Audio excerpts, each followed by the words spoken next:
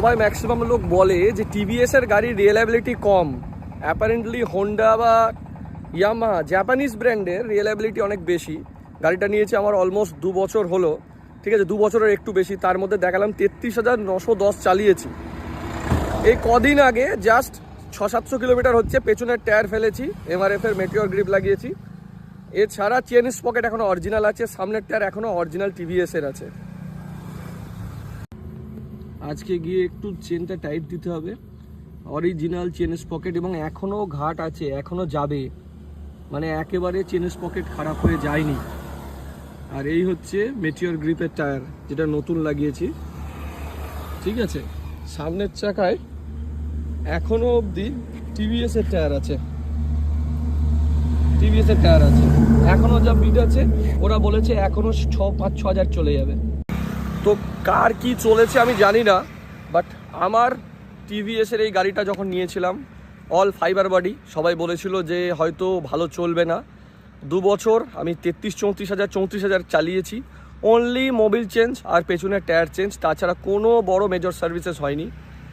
Even after 1 ইয়ার আমি locally service করে, আমি শোরুমেও যাই না, গাড়ি প্রচুর চলে।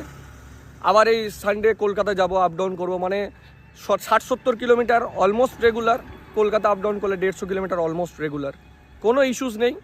খুব খারাপ রাস্তা তো 58-60 মাইলেজ পাই, একটু ধরে চালালে 65 অবধি মাইলেজ পাই। 35 হাজারের সার্ভিস হচ্ছে, এবারে মতুল 5100 দিচ্ছি 10-30। ব্রেক শু চেঞ্জ হচ্ছে 34 হাজারে, first time brake shoe change হচ্ছে 34 হাজারে।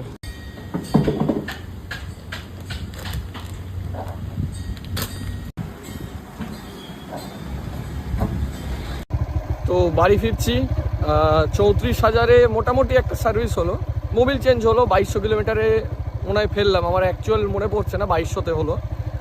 আর মতুলের 5100 সিরিজ দিলাম, দেখালাম। ব্রেক শুটা চেঞ্জ করতে হলো, এয়ার ফিল্টারটা 5000 আগে করেছিলাম, তাই জন্য বললো হাওয়া দিয়ে দিয়ে ঠিক হয়ে যাবে, তো হাওয়া দিয়ে দিলাম। আর বাকি কিছু হলো না, ব্রেক শু মোবিল চেঞ্জ হলো, গাড়ি গুড টু গো। তো আবার তো দৌড়দৌড়ি করবো গাড়ি নিয়ে। তো ঠিকঠাকভাবে ধরে চালালে টিভিএস, ইয়ামাহা, হোন্ডা, হিরোর ব্যাপার নয়, গাড়ি চলে, ঠিকঠাক চলে। আমার তো দোকানেও বলছে যে আগেকার যাদের পুরনো গাড়ি তাদের